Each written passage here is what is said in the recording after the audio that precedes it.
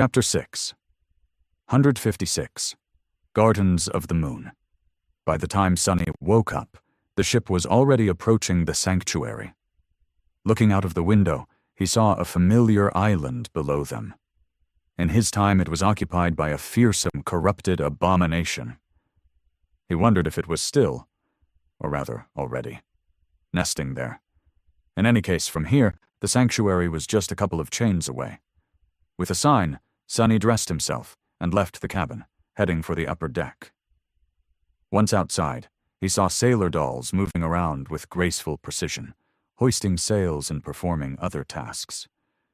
Noctis was standing at the helm, wearing a completely new, extravagant robe and whistling a light-hearted melody. Noticing Sunny, the sorcerer smiled. "Ah, Sunless, how fortunate it is that you are awake. We are almost home." He glanced forward and waved a hand, accidentally sending the ship into a lateral spin. The wooden mannequin somehow remained attached to the deck, but Sunny had to grab a handrail to not be thrown overboard. He gave the immortal transcendent a resentful look. Noctis smiled sheepishly. "Oh, sorry about that." Shaking his head, Sunny ascended the stairs and joined the sorcerer at the bridge, which was situated at the stern of the enchanted vessel. From there, he observed the landscape of the Kingdom of Hope in silence, until a familiar silhouette of a vast ring of menhirs standing atop a small island appeared in sight, surrounded by a white cloud of water vapor that came from several beautiful waterfalls. The sanctuary. It was nice to see it again. In this harrowing nightmare, it almost felt like home. Noctis grinned. "That is it, the sanctuary of Noctis, my beautiful lair. Isn't it pretty?"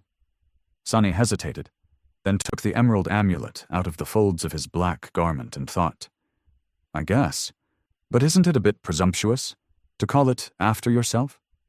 The sorcerer laughed. "Oh no, you misunderstood. Initially it was called the Temple of the Moon. I built it as a shrine to my great-grandmother. I was perfectly content living there alone, but as the Kingdom of Hope went from bad to worse, stragglers started coming to my lands in search of a safe shelter from all the madness. I didn't have the heart, or rather, didn't care that much, to turn them away. So they started calling it the Sanctuary of Noctis. Why, it's a very nice name, if you ask me." Sunny stared at him for a few moments, then said in a somber tone, "Who is your great-grandmother?" Noctis turned to him and blinked a couple of times, an expression of surprise clearly written on his beautiful face. "Well, who else?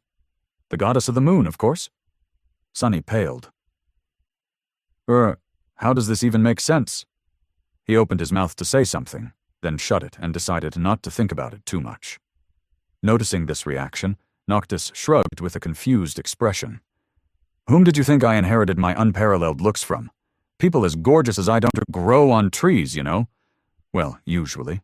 Unless it is a very special tree, I guess." Sunny gritted his teeth and tried very hard not to think anything aloud. Soon, the flying ship descended from the skies and hovered in the center of the ring of giant menhirs, the sacred tree that grew on its deck, situated right above the one growing on a small island surrounded by the pool of clear water. An altar of pure white stone, drowning in the shade of its wide branches.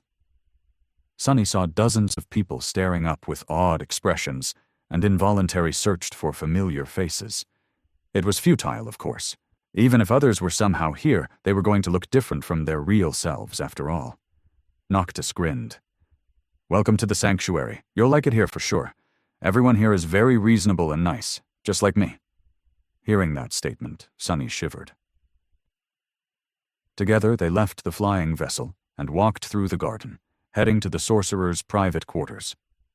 Coincidentally, the residence was situated in the same place where the White Feather clan had established their stronghold in the future. Noctis built his home inside the ring of menhirs itself, however, instead of on top of it. As they walked, Sunny studied the inhabitants of the sanctuary of the past. Most of them seemed like normal people. Some of them were mundane, and some were awakened. They didn't seem to be in the throes of madness. However, after the cruel lesson that had been taught him in the Red Colosseum, he couldn't help but keep his guard up. Sonny's gaze shifted from person to person, evaluating them for potential danger. That young woman holding a young child by the hand seemed harmless, but why was the child so frightened? That man with a neatly trimmed beard seemed gentle and kind, but why was the hilt of his sword so polished and worn? That beggar, who sat lonesomely by himself, his body and face disfigured and wrapped in bandages like that of a leper, seemed too weak to pose a threat. But why was his gaze so sharp, his fingers so calloused?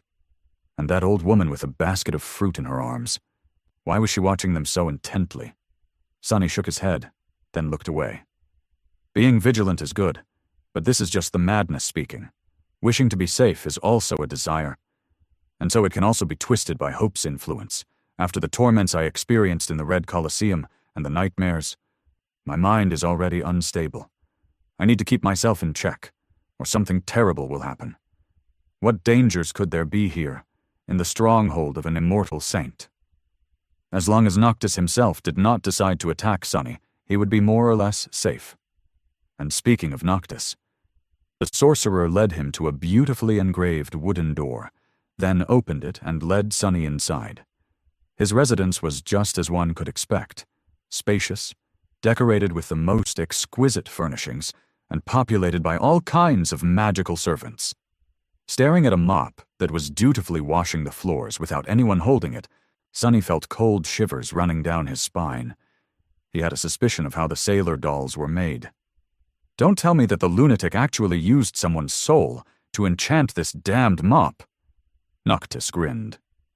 I know what you are thinking. Sonny flinched and stared at the immortal with tense apprehension. The sorcerer nodded solemnly. What is for breakfast, right? Oh, don't you worry, Sunless. I take breakfasts very seriously. Let us eat, then drink, then talk. He sighed. I'm sure you have a lot of questions. I have a couple of myself, to be honest.